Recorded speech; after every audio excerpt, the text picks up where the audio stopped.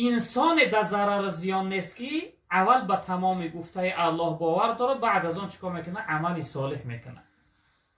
یعنی کسی که نماز نخونده چی دست کجون؟ در ضرر زیان.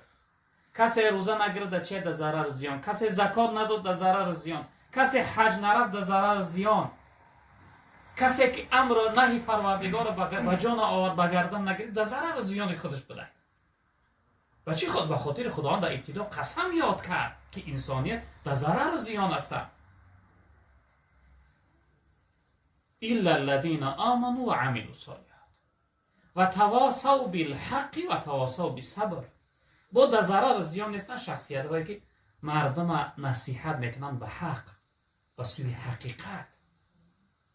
یک چیز فراموش نکنی اکوهای جون، امر معروف و نهی منکر فقط وظیفه ملاها نیست. خودت اکوهای جون کلونتری که باید فرزندکات نصیحت کنی، زیردستات نصیحت کنی. در جاشتی دیگه همه یاشا هم بگو بچه های جون هوشیار باشه، دنیا وفا نداره، دنیا بقا نداره، فریب نخوره، مغرور نشه. نصیحت عادی آیت حدیث خوندن شرط نیست در امر معروف، اگرچه علم لازمه برای امر معروف، اما وقتی میبینی که ای خودت با زیادتر عالمتر بالاتر نیست، باید این وظیفت ای گردن ساقط کنی. خداوند تمام امت محمد صلی الله علیه و سلم در قرآن میگه کنتم خیر امت اخرجت للناس تأمرون بالمعروف و تنهون عن المنکر. میگه شما ای امت های محمد بهترین امت هستید در بین تمام امت های گذشته. وظیفه شما امر معروف و نهی میکنه، مردم به سوی نیکی دعوت کردن، ای کاری بد مردم معن داشتن. و تواصوا بالحق، مردم فقط به سوی حقیقت دعوت کنی، نصیحت کنی، به سوی حق بکشونی. مثلا در یک جا شیشتی که ناحقی رفته است، در یک خیانت رفته است، باید خاطر یگان کس نبینی. جناب پیامبر صلی الله علیه و آله قل الحق ولو کان مرا، میگه بگو حق رو اگر چندی باشه تلخ. حق تلخه اکجون. لازم من یک کم بودی داشته باشم که این اکم خاطر ما میبینم میگه داملا خفه میشه به نگوماش. یکی خاطری داملا رو باید نبینی وقتی حقیقت فلا تلبسوا الحق بالباطل. خداوند در قرآن ما رو میگه حقیقت به باطل نپوشونه، باید ناحقی نپوشونه، بار نکنه، خاطر نبینی.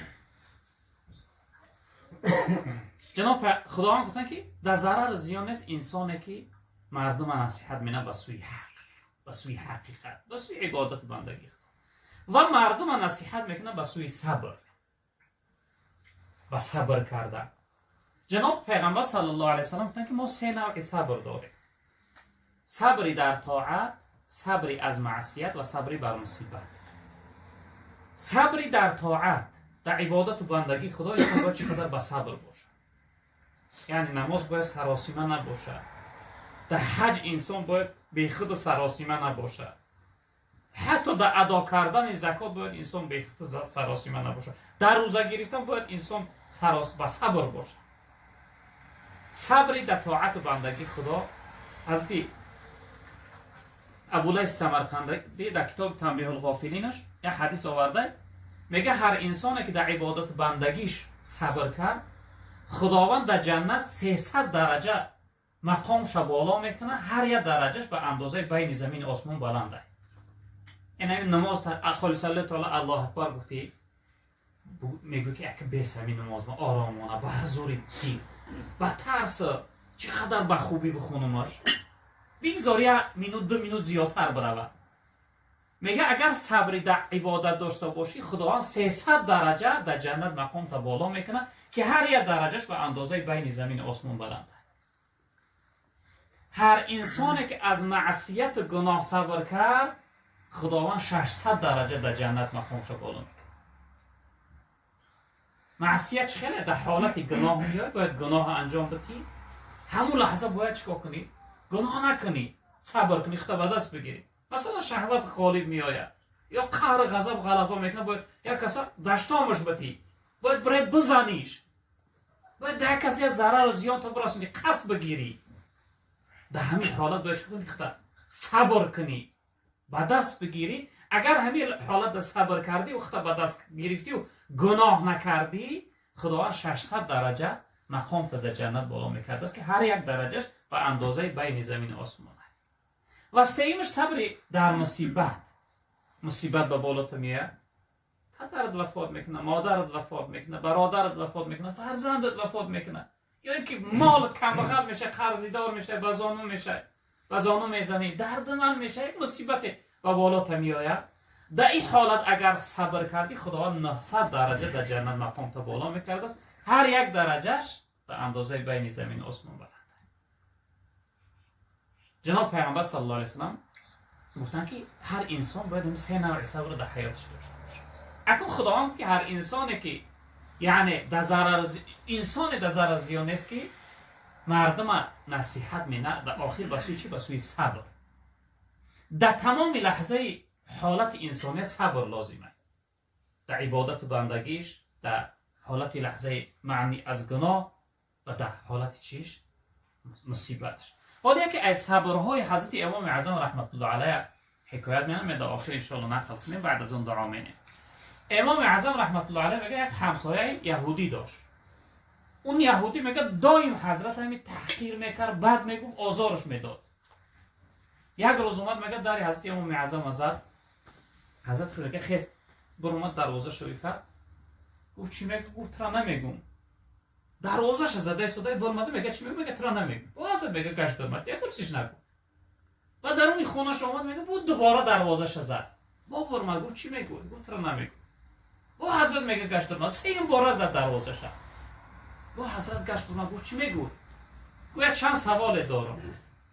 حضرت امام اعظم گفت اگر بدونم سوالات جواب میگم. گفت چند سوالات؟